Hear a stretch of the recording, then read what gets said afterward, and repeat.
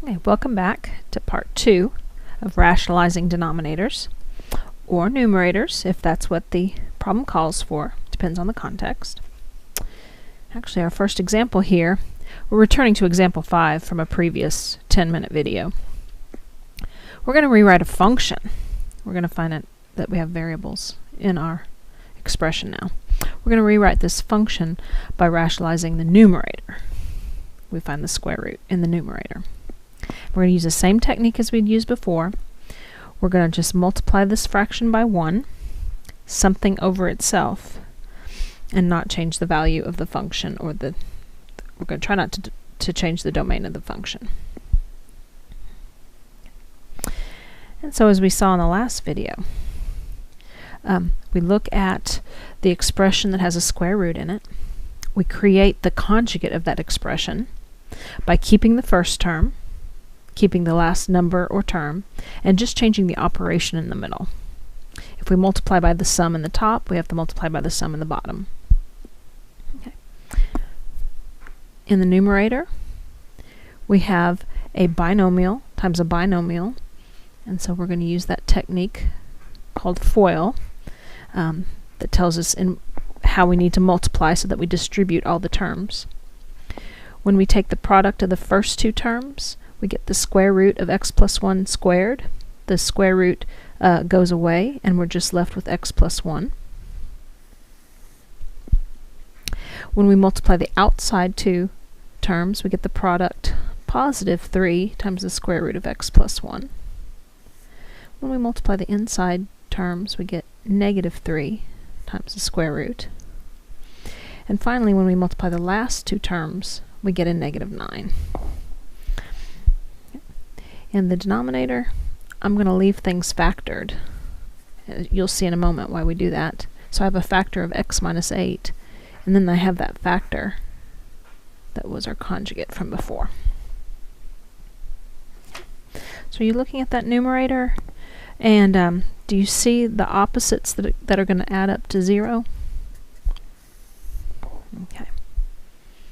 So you may be looking right here in the middle, the outer product and the inner product. They're opposites, so they're going to add up to 0. Okay. And while I'm here, I see that I use some grouping symbols, and those grouping symbols can fall away because it's just a sum. Okay. So in the numerator, we have x plus 1 from here, plus 0, and we need to subtract 9. In the denominator, I still have a factor of the difference and the factor of this sum. When I collect like terms in the numerator, I see I have x minus 8. I have a factor of x minus 8 in the denominator. Looks like we're going to have some things that are going to cancel. And that's what we were going for with this technique. Okay. Now I have to be careful. If I want to cancel x minus 8 over itself, I'm going to have to tell the reader something. I'm going to have to remind the reader that x cannot be 8, because we do not want to change the domain of this function. So if I cancel x minus 8 and x minus 8, I'm left with the factor of 1 in the numerator. And all I'm left with in the denominator is the sum. And we again remind the reader that x cannot be 8 when we use this expression to evaluate. All right. So we rewrote the function. No longer does it have a square root in the numerator. It has a square root in the denominator, but depending on the context of the problem, this can be just fine. Okay. So example 5 complete. Okay. Example 6. Pull that down so you can see that again. Got the paper there. Same directions. Example 6 is a ratio that has a square root in the numerator, again. So depending on the context of the problem, we might want to get the square root out of the numerator, and we won't care if there ends up being a square root in the denominator. Okay. And so we want to multiply by something over itself, and we want that ratio to be 1. So it can be anything over itself.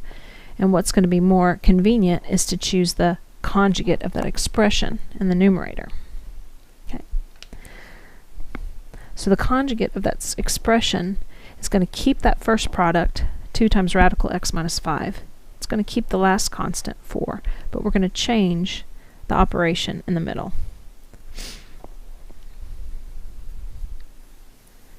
Okay.